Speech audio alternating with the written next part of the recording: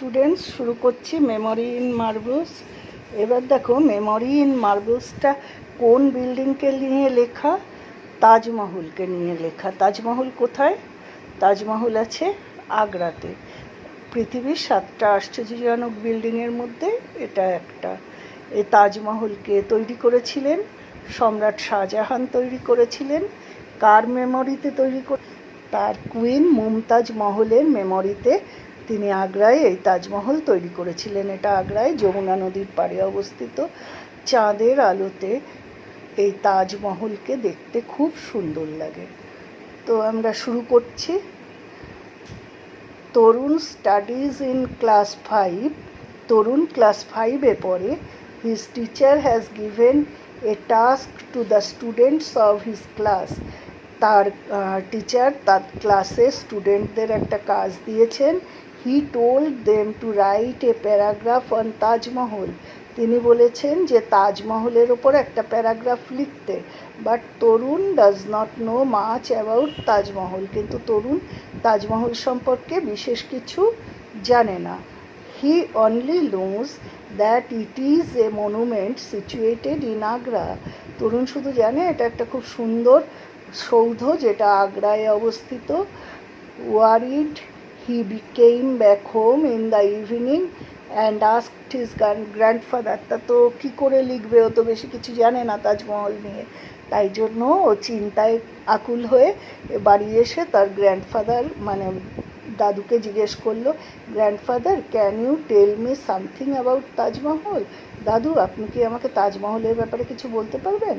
Tarun's grandfather was a retired teacher. তরুণের দাদু ছিলেন একজন অবসরপ্রাপ্ত শিক্ষক।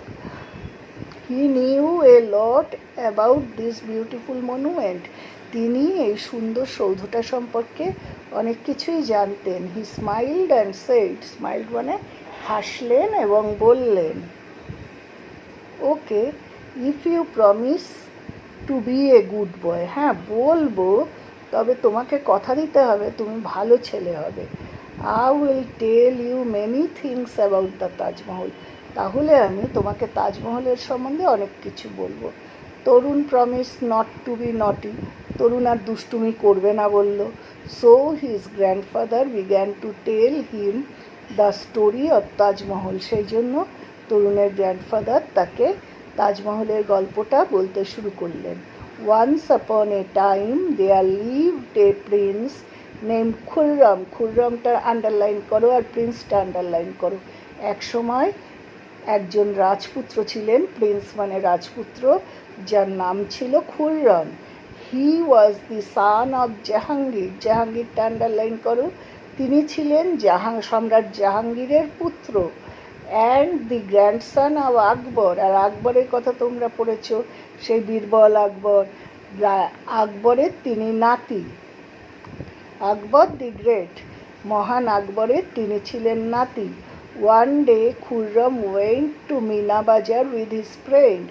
একদিন খুররম মিনা বাজার বলে একটা বাজার আছে, সেখানে তার বন্ধুদের সাথে গিয়েছিলেন। There he caught a glimpse of an extremely beautiful girl who was selling silk and glass beads. সেখানে তিনি একটুখানি দেখতে পেলেন একটা খুব সুন্দর মেয়েকে, যে সিল্কের কাপড় বিক্রি করছিল আর কাচের পুঁতি বিক্রি করছিল। The girl was Arjuman Banu Begum. এটা আন্ডারলাইন করো। ওই বিডস অ্যান্ড সিল্ক এইগুলো আন্ডারলাইন করো। এই মেয়েটির নাম ছিল Arjuman Banu Begum. She was born in a family of A Persian nobility. তিনি পার্সিয়ান নোবিলিটিটা দাগ দাও। তিনি একটি পারসিক সম্ভ্রান্ত পরিবারে, নোবিলিটি মানে সম্ভ্রান্ত পরিবারে জন্মগ্রহণ করেছিলেন। After মিকচা there he caught a glimpse. গ্লিমসটা underline করো। আচ্ছা, ওয়েন্ট টু মিনা বাজার। মিনা বাজারটা আন্ডারলাইন করো। সেলিং কি সেল করছিল? সিল্ক অ্যান্ড গ্লাস বিডস, এটা আন্ডারলাইন করো। The girl was Anjuman Banu Begum, এটা আন্ডারলাইন করো, Anjuman Banu Begum. Khurram went back to his father and wanted to marry her. তারপরে এইটা ব্র্যাকেট করো, Khurram married Anjuman Banu Begum in 1612, 5 years after their meeting. তাদের দেখা হওয়ার 5 বছর বাদে খুররম আঞ্জুমান বানু বেগমকে বিয়ে করেন। At this point Tarun stopped his grandfather, স্টপটা একটু আন্ডারলাইন করো তো, সেই মুহূর্তে তরুণ ওর গ্র্যান্ডফাদারকে থামালো। But grandfather, I don't want to hear the story of Prince Khurram. I want to know about Taj Mahal. ও ভাবছে কী রে বাবা, খুররমের গল্প বলছে কেন দাদু? সে বলছে আমি খুররমের গল্প শুনতে চাই না, আমি তো তাজমহলের গল্প শুনতে চাই। দাদু যে একটু পেছন থেকে শুরু করেছেন, তাজমহল যেমনি বানিয়েছিলেন তিনি সেই প্রিন্স খুররম ছিলেন সেটা আরও বুঝতে পারেনি। বি পেশেন্ট তরুণ, একটু ধৈর্য ধরো তরুণ। পেশেন্ট মানে ধৈর্য ধরো, আন্ডারলাইন করো। Let me finish the whole story, আমাকে গল্পটা বলতে দাও পুরোটা। সেইড হিজ গ্র্যান্ডফাদার, তার ঠাকুরদা বললেন। অল রাইট সেইড তরুণ, ঠিক আছে বলো। His grandfather continued with the story, তখন তার দাদু তাকে গল্পটা বলতে শুরু করলেন আবার। Prince Khurram was later known as Shah Jahan, prince খুররমের পরবর্তীকালে নাম হয়েছিল শাহজাহান। আন্ডারলাইন করো, স্পেলিং সহ মুখস্থ করবে, কেমন? He became the emperor in 1628, এম্পারারটা আন্ডারলাইন করো। তিনি এম্পারার মানে সম্রাট, তিনি 1628 খ্রিস্টাব্দে দিল্লির সম্রাট হন, মুঘল সম্রাট হন। Anjuman Banu Begum was later named as Mumtaz Mahal, আর আঞ্জুমান বানু বেগমের পরবর্তীকালে নাম হয়েছিল মুমতাজ মহল। But what does the name Mumtaz Mahal mean? Ask তরুণ, তরুণ জিজ্ঞেস করলো কিন্তু মুমতাজ মহল নাম হলো কেন, এর মানে কি?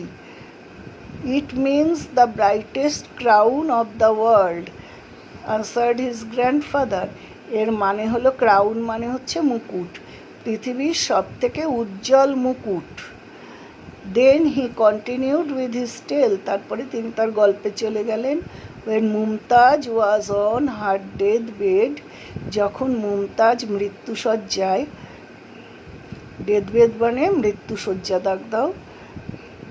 Shahjahan promised her that he would not marry again, Shah Jahan তাকে কথা দিয়েছিলেন যে মুমতাজ মারা গেলেও তিনি আর বিয়ে করবেন না। He also promised her that he would build the most beautiful মৌসল্লাম over her grave, তিনি আরও কথা দিয়েছিলেন যে তার সমাধির ওপরে সব থেকে সুন্দর একটা সৌধ তিনি নির্মাণ করবেন।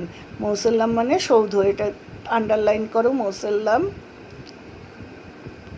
আর গ্রেভ মানে হচ্ছে কবর। What is a mausoleum grandfather? Tarun জিজ্ঞেস করলো যে ঠাকুরদা মৌসল্লাম কাকে বলা হয়? ও, a mausoleum is a building built to house the dead. মৌসল্লাম হলো এমন একটা স্থাপত্য যেটা মৃতের শরীরের ওপরে তৈরি করা হয়। অ্যাকর্ডিং টু দ্য লেজেন্ডস, কাহিনী অনুসারে, লেজেন্ডসটা ডাক দাও, প্রচলিত কাহিনীকে বলে legends. Shah Jahan was so sad after the death that he ordered the court to mourn for 2 years. Mumtaz মহলকে এতই ভালোবাসতেন শাহজাহান যে তার মৃত্যুর পরে তিনি রাজসভাকে আদেশ জারি করেন যে 2 বছর কোনো আনন্দ অনুষ্ঠান সেখানে হবে না, শোক পালন করা হবে, কেমন? কোর্ট দাগ দাও, টু মোর্ন ফর 2 years, পুরোটা ব্র্যাকেট করো, পুরো কোর্টটা 2 বছর শোকস্তব্ধ থাকবে। Letter Shahjahan started to build world's most beautiful monument beside the river Jamuna in the memory of his beloved wife. তারপরে শাহজাহান যমুনার তীরে সেই সুন্দর বিল্ডিংটা তৈরি করা শুরু করলেন তার প্রিয় স্ত্রী মুমতাজ মহলের আত্মার প্রতি শ্রদ্ধা জানাতে। ইট টুক 22 ইয়ার্স, 22 বছর লেগেছিল সেই বিল্ডিংটা তৈরি করতে। And 22,000 workers to build the monument, 22,000 শ্রমিক এই সৌধটা তৈরি করেছিলেন। The Taj Mahal was built entirely out of white marble, তাজমহলটা পুরোটাই সাদা মার্বেল পাথরে তৈরি। This white marble was brought in from all over Asia.